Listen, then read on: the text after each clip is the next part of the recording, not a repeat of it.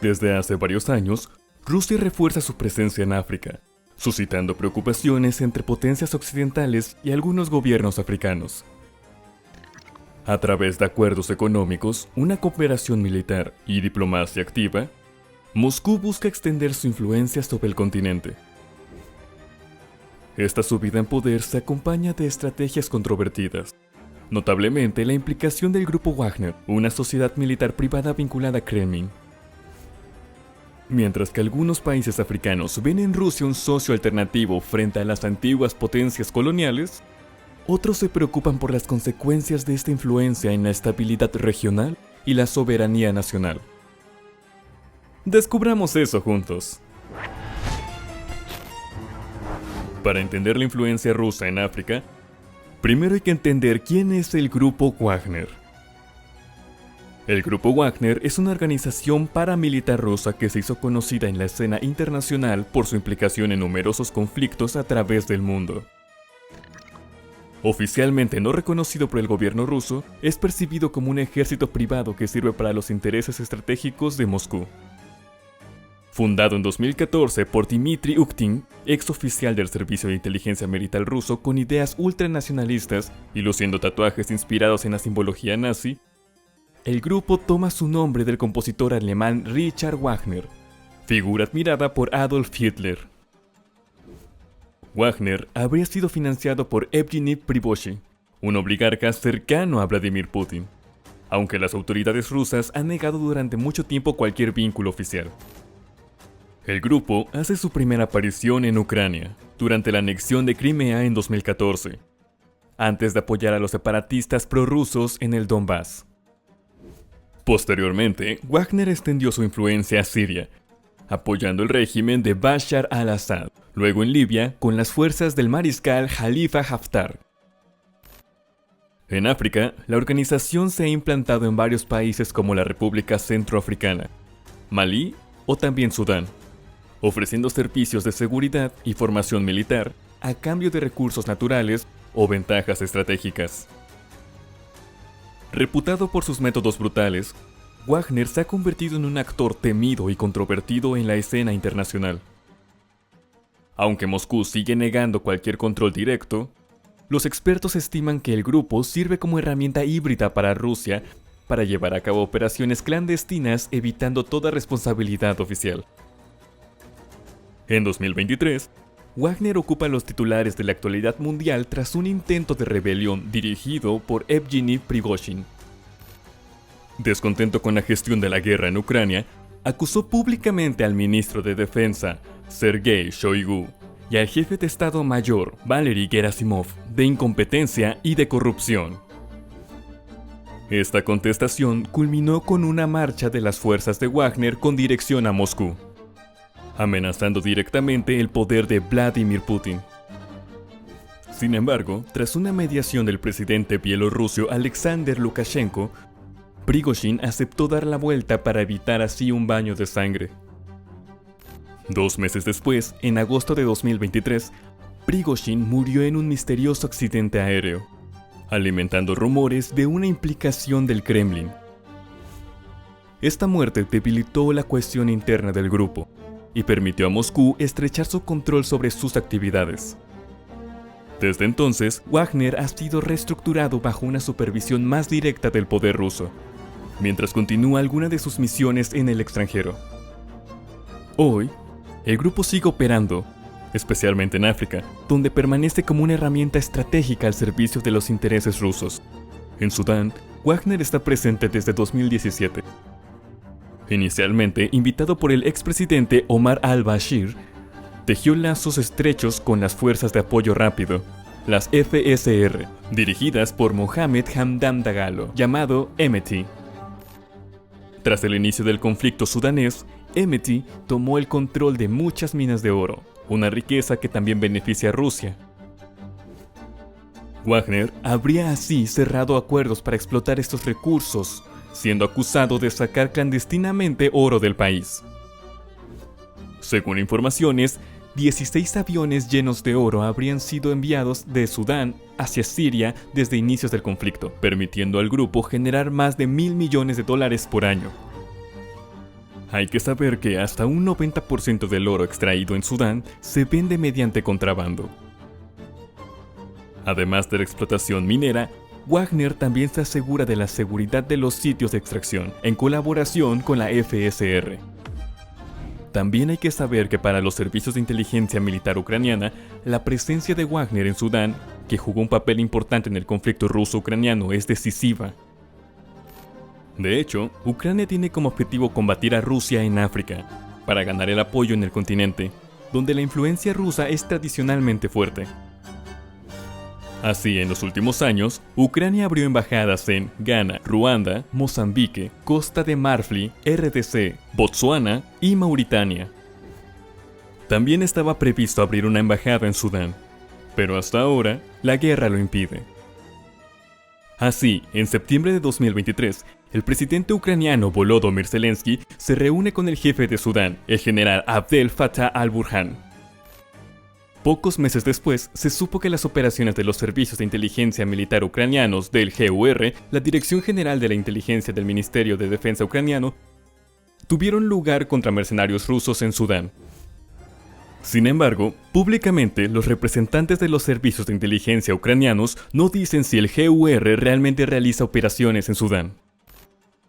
Pero en marzo de 2024, periodistas del Wall Street Journal reportaron haber interrogado a ciertos agentes de los servicios de inteligencia ucranianos y militares sudaneses. Esta investigación permitió descubrir que el líder sudanés había podido asistir al encuentro con Zelensky, sobre todo gracias a las acciones en Jartum de una unidad especial del GUR.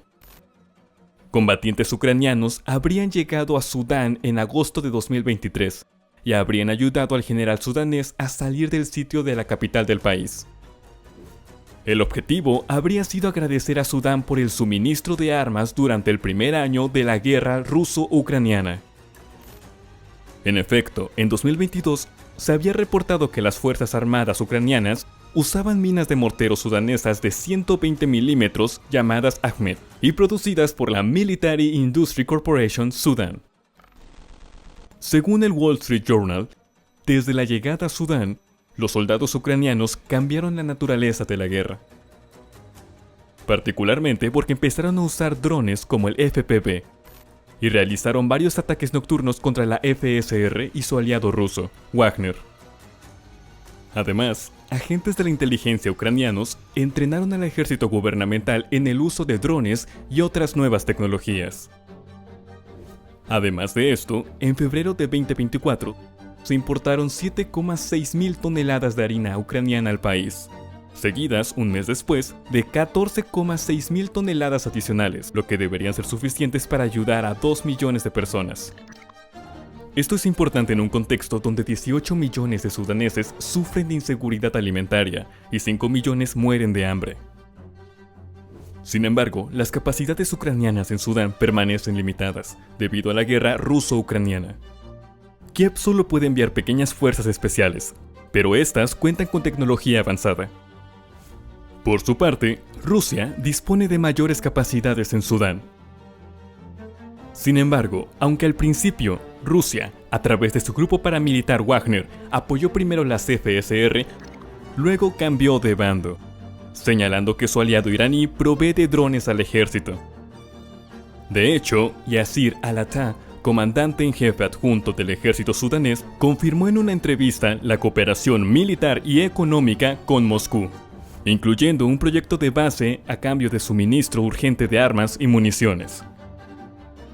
Hay que saber que desde hace años, el Kremlin busca establecer una base militar en el puerto de Sudán, lo que permitiría a sus barcos de guerra acceder a una de las vías marítimas más transitadas y disputadas del mundo, y a ejercer influencia sobre ella. Esta última es el Mar Rojo. Esta parte del mundo es muy conocida porque conecta el mar Mediterráneo con el Océano Índico a través del Canal de Suez.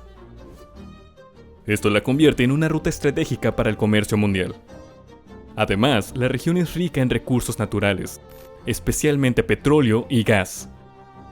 No es por tanto sorprendente que un gran número de gobiernos busquen ahora influir en los acontecimientos. Mali constituye también un terreno de operaciones importante para Wagner. Las relaciones entre Rusia y Mali han tenido una dinámica particular en los últimos años, caracterizada por un acercamiento militar y diplomático marcado por un contexto de tensiones geopolíticas y crisis de seguridad en la región de Sahel. Para recordar, el Sahel es una vasta región de transición, situada entre el Sahara al norte y las sabanas tropicales al sur. Se extiende por varios países africanos, entre ellos Senegal, Mauritania, Malí, Burkina Faso, Níger, Chad y Sudán. Esta zona se caracteriza por un clima semiárido, con estaciones secas prolongadas y precipitaciones irregulares. El Sahel juega un papel crucial en el plano geológico, económico y geopolítico. Alberga poblaciones que participan principalmente en la agricultura y la ganadería, pero también enfrenta desafíos importantes como la desertificación, los conflictos armados y la inseguridad alimentaria. Históricamente, el Sahel ha sido un cruce de intercambios comerciales y culturales entre África del Norte y África subsahariana. Hoy en día está en el centro de las preocupaciones internacionales debido a las crisis humanitarias y de seguridad que afectan la región. Esta evolución en las relaciones con Rusia se remonta al periodo en el que Mali, confrontado a una inestabilidad creciente debido a los grupos armados islamistas y conflictos internos, buscó diversificar sus alianzas internacionales para enfrentar sus desafíos de seguridad. Desde el golpe de Estado de 2021 que derrocó al presidente Ibrahim Boubacar Keïta, Mali reorientó su política exterior poniendo énfasis en la cooperación con actores no occidentales, especialmente Rusia. Esta reorientación se intensificó después de la decisión del gobierno maliense de poner fin a su colaboración con las fuerzas francesas de la Operación Barkhane, lo que marcó una ruptura con el antiguo socio colonial. Mali, en busca de un apoyo militar frente al aumento de la violencia yihadista, volvió entonces la mirada hacia Rusia, buscando fortalecer sus capacidades militares mediante la adquisición de equipamiento y ayuda en materia de formación. En 2021, Rusia respondió positivamente proporcionando asistencia militar directa, particularmente a través de la empresa paramilitar rusa Wagner, que se convirtió en un actor clave del panorama de la seguridad maliense. Los mercenarios de Wagner fueron desplegados para entrenar a las Fuerzas Armadas malienses, proporcionar apoyo logístico y participar en misiones de combate contra los grupos terroristas que operan al norte y centro del país. Aunque el gobierno maliense insistió en que estos mercenarios no eran tropas oficiales, su presencia generó preocupaciones, sobre todo por parte de los países occidentales que expresaron inquietud sobre los métodos y el impacto de esta cooperación. Además de la cooperación militar, Rusia y Malí también reforzaron sus lazos económicos. Malí, rico en recursos naturales como el oro, vio en Rusia un socio potencial para el desarrollo de su sector extractivo. Varias empresas rusas, especialmente en el ámbito minero y energético, intentaron invertir en el país, contribuyendo a diversificar las alianzas económicas de Malí, históricamente dominadas por Francia y otros países occidentales. El acercamiento entre ambos países también tuvo repercusiones diplomáticas. Malí, en un contexto donde las relaciones con Francia y otros socios europeos se deterioraron, fortaleció sus vínculos con Moscú a nivel internacional. Este apoyo mutuo fue especialmente visible en foros internacionales, donde Rusia expresó su respaldo a Malí en su lucha contra el terrorismo, al tiempo que subrayó la importancia de respetar a la soberanía del país. A su vez, Malí apoyó las posiciones de Rusia en asuntos internacionales, particularmente en la relación con la guerra en Ucrania, donde el gobierno maliense adoptó una postura de neutralidad o de apoyo implícito a las acciones de Rusia. Sin embargo, esta cooperación no está exenta de desafíos. La presencia de Wagner y la cuestión de la gestión de los derechos humanos en el marco de esta cooperación fueron señaladas por organizaciones internacionales, que acusan en ocasiones a las fuerzas rusas de cometer violaciones a los derechos humanos, especialmente durante combates contra grupos yihadistas. Estas críticas, aunque provienen principalmente de países occidentales, han contribuido a alimentar los debates sobre las consecuencias a largo plazo de esta alianza para la estabilidad y seguridad de Mali. En cuanto a Wagner, desde diciembre del 2021, tras la retirada de las fuerzas francesas, el grupo fue invitado por el gobierno maliense para fortalecer la lucha contra los grupos yihadistas.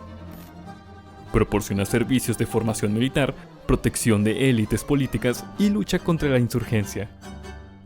A cambio, Wagner se beneficia de acuerdos económicos, especialmente en el sector minero, explotando el oro maliense. En la República Centroafricana, Wagner se encuentra activo desde 2018. El grupo protege el gobierno de Faustin Archange Touadéra contra los grupos rebeldes en contexto de la guerra civil. Además de la protección presidencial y la seguridad de sitios estratégicos, Wagner también explota los recursos naturales del país, en particular las minas de diamantes y oro, a menudo en asociación con empresas rusas. A pesar de numerosas acusaciones de violaciones a los derechos humanos, incluyendo actos de tortura y ejecuciones sumarias, Wagner sigue siendo un actor principal en la política y economía del país. Rusia también ha reforzado sus relaciones con otros países del Sahel, como Burkina Faso, Níger y Chad, ofreciendo apoyo militar, económico y diplomático. Estos países, enfrentados a amenazas terroristas crecientes y tensiones con las antiguas potencias coloniales, vieron en Rusia un socio estratégico capaz de proveerles recursos militares y respaldo en la lucha contra los grupos yihadistas. La cooperación se materializó a menudo mediante el envío de mercenarios del grupo Wagner y acuerdos de armamento, promoviendo a la vez una visión de cooperación basada en el respeto de la soberanía nacional y la no injerencia. Libia constituye otro foco de influencia. Desde 2018, Wagner apoya al marcial Khalifa Haftar y su ejército nacional libio en la guerra civil. Al proveer mercenarios, equipamiento militar y asesoramiento estratégico, Wagner permite a Rusia extender su influencia regional mientras mantiene una fachada de no intervención oficial. El grupo está implicado en la toma de control de sitios estratégicos como bases aéreas y campos petroleros, a cambio de un acceso privilegiado a los recursos naturales. Pero Libia es un caso especial, porque muestra los cambios de la influencia rusa en África desde la caída de Bashar al-Assad. Veamos eso más de cerca. Bajo Muammar Gaddafi, Libia mantenía relaciones estrechas con la Unión Soviética, luego con Rusia después de 1991. Esta asociación se centraba principalmente en la venta de armamentos, siendo la URSS el principal proveedor militar de Gaddafi, así como acuerdos energéticos con empresas rusas como Gazprom y Tetnef. Además, Rusia brindaba apoyo diplomático a Libia, oponiéndose a las sanciones occidentales contra el régimen de Gaddafi. Sin embargo, tras la caída de la URSS, la influencia rusa en Libia disminuyó, aunque no desapareció completamente. La intervención de la OTAN en 2011, que condujo a la caída de Gaddafi, marcó un punto de inflexión. Aunque Rusia se abstuvo en la votación de la resolución 1973 de la ONU, que autorizaba la intervención militar, criticó la caída de Gaddafi, considerándolo una pérdida estratégica y económica mayor. El colapso del régimen libio ocasionó la cancelación de numerosos contratos de armamento y acuerdos energéticos con Moscú, reduciendo así su influencia en el país. Sin embargo, algunos años después, Rusia fue reingresando progresivamente en la escena libia, aprovechando el caos y la fragmentación del país.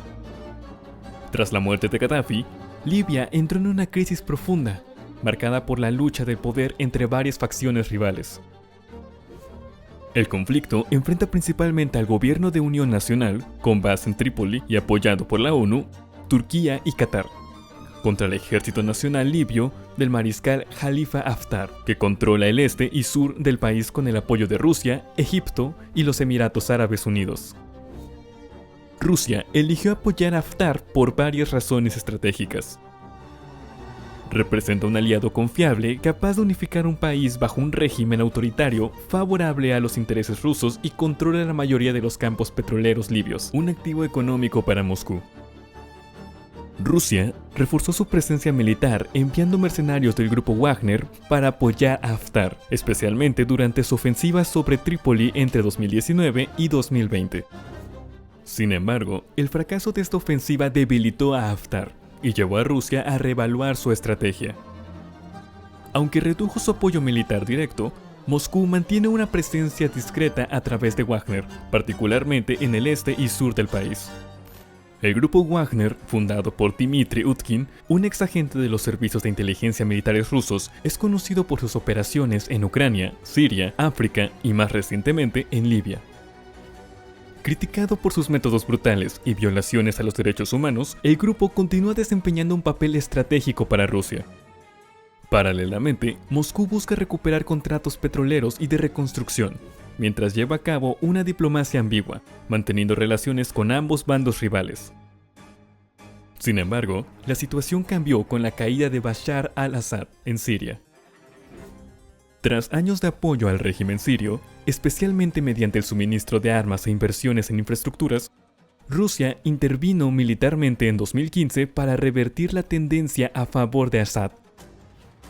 Esta intervención fue crucial para la supervivencia política de Assad y para Rusia, que conservó bases militares estratégicas en Siria, como la base aérea de Meymin y la base naval Tartus, para contrarrestar la influencia de Estados Unidos en la región. Sin embargo, todo cambió el 29 de noviembre de 2024, en Alepo, cuando grupos rebeldes tomaron el control de casi la mitad de la ciudad, avivando las tensiones internacionales. El Kremlin llamó a Damasco a retomar rápidamente el control, mientras que Irán reafirmó su apoyo a Assad. El 8 de diciembre de 2024 se anunció el fin del régimen de Bashar al-Assad, y el presidente sirio huyó de Damasco para refugiarse en Moscú, donde obtuvo garantías de protección política. Desde entonces, se han observado movimientos militares inusuales en las bases rusas en Siria. Imágenes satelitales mostraron aviones de transporte pesados preparándose para recibir entregas, y helicópteros de ataque desmantelados en la base de Meymin, mientras que los convoys rusos cruzaban la carretera hacia la base. En Tartus, aunque la mayoría de la flota rusa todavía se encuentra frente a la costa, algunos barcos fueron trasladados a Libia. Paralelamente, los vuelos militares rusos entre Siria y Libia se intensificaron, confirmando una actividad creciente entre Rusia, Bielorrusia y este lado de Libia. A mediados de 2024, el think tank Yusor, con base en Estambul, contabilizó aproximadamente 110 posiciones militares rusas en Siria, incluyendo 21 bases. Sin embargo, desde el inicio de la guerra en Ucrania, Moscú redujo su presencia, trasladando hombres y material a Ucrania. Actualmente, los rusos están presentes en 3 bases, 2 de ellas en el noroeste del país, feudo de la familia Assad, y la base naval de Tartus, que sigue siendo estratégica para Rusia. Estas bases han sido objeto de intensos bombardeos israelíes desde la huida de Assad, pero no han sufrido daños mayores. La base aérea Meymin, situada cerca de Latakia, es también un punto clave bajo vigilancia. Rusia se dirige entonces hacia Libia porque la pérdida de las bases en Siria representaría un golpe estratégico mayor. Libia, con su posición geográfica estratégica, ofrece a Moscú una alternativa para mantener su capacidad de proyección militar en el Mediterráneo y en África. Podría convertirse en un punto de apoyo crucial para las operaciones militares rusas en el norte de África y Sahel, al tiempo que restablece la confianza con sus aliados africanos, especialmente Malí y la República Centroafricana, que expresaron dudas tras la caída del régimen sirio. Libia permitiría así a Rusia mantener su papel de potencia imprescindible en la región. Rusia ha reforzado su influencia en África en los últimos años, multiplicando los acuerdos económicos, militares y diplomáticos. En Angola y Nigeria, han firmado contratos de explotación petrolera y gasífera, aumentando la independencia energética.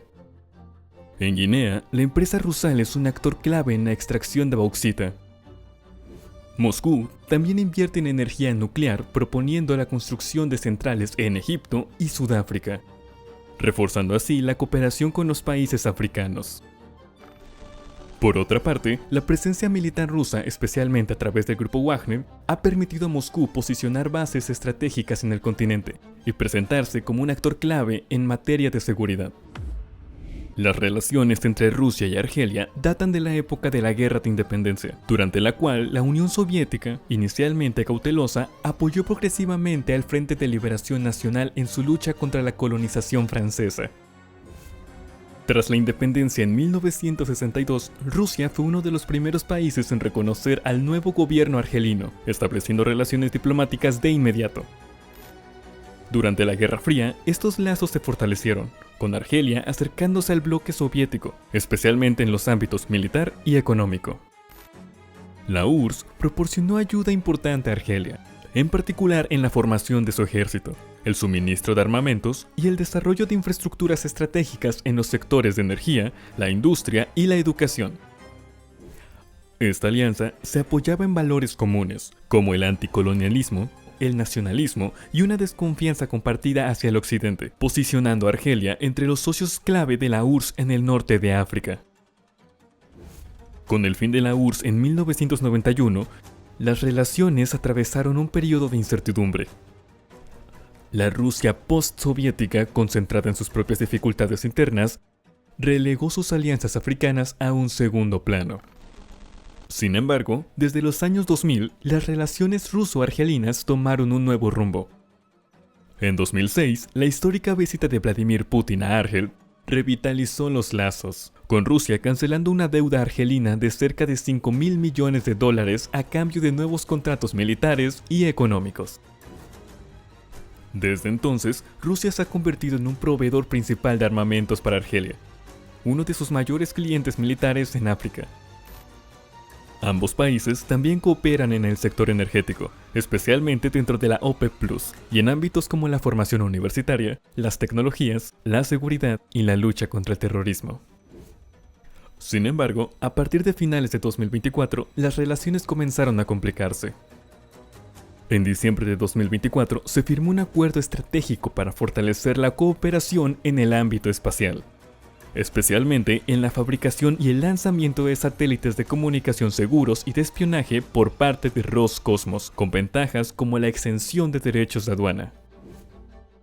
En enero de 2025 se firmaron 9 nuevos acuerdos en Argel, que cubren ámbitos tan variados como el reconocimiento de títulos, los intercambios universitarios y la investigación avanzada entre instituciones argelinas y rusas. Estos acuerdos ilustran el deseo de ambas naciones de diversificar su asociación estratégica. Luego, la situación evolucionó en febrero de 2025, cuando Argelia expresó su descontento frente a la presencia de mercenarios rusos, en particular del grupo Wagner, en sus fronteras del sur, en países como Mali. Esta presencia provocó tensiones diplomáticas, pues Argelia la percibe como una amenaza para su seguridad nacional. La creciente inestabilidad de la región de Sahel, exacerbada por la influencia rusa, colocó a Argelia en una posición geopolítica difícil. Aún más porque Rusia reforzó sus lazos con Marruecos, especialmente mediante un acuerdo de pesca en las aguas del Sahara Occidental, un gesto que Argelia percibe como un reconocimiento implícito de la soberanía marroquí en esa región. En respuesta a estos desarrollos, Argelia redirigió su cooperación militar hacia los Estados Unidos. Esta decisión, oficializada por la firma de un memorando de cooperación en materia de defensa en enero del 2025, marca un giro en las relaciones argelio-estadounidenses, incluyendo intercambios de inteligencia y ejercicios militares conjuntos. Este acercamiento con Washington permite a Argelia reforzar sus capacidades militares frente a los desafíos de la seguridad en la región, al mismo tiempo que diversifica sus alianzas estratégicas. Pocos días después, Argelia confirmó el pedido de cazas Su-57 rusos. Consolidó así su asociación militar con Moscú. La adquisición de estos aviones de combate de quinta generación fortaleció la posición militar de Argelia y fue percibida como una cohesión estratégica de Estados Unidos a Rusia, permitiendo a Argelia escapar de sanciones bajo la legislación CAATSA. Finalmente, las relaciones con Francia experimentaron un nuevo pico de tensiones en marzo de 2025, tras la expulsión de 12 agentes de la embajada francesa en respuesta al arresto de 3 ciudadanos angelinos en Francia. Esta crisis diplomática reforzó las tensiones ya presentes entre ambos países. Rusia, en este contexto, expresó su apoyo a Argelia en sus esfuerzos por obtener un reconocimiento de los crímenes coloniales cometidos por Francia. Por otra parte, en 2025, Argelia superó a Rusia para convertirse en el segundo mayor exportador de gas natural hacia Europa, solo detrás de Noruega. Esta evolución se inscribe en un contexto donde Europa busca diversificar sus fuentes de suministro energético, especialmente tras las sanciones de Rusia.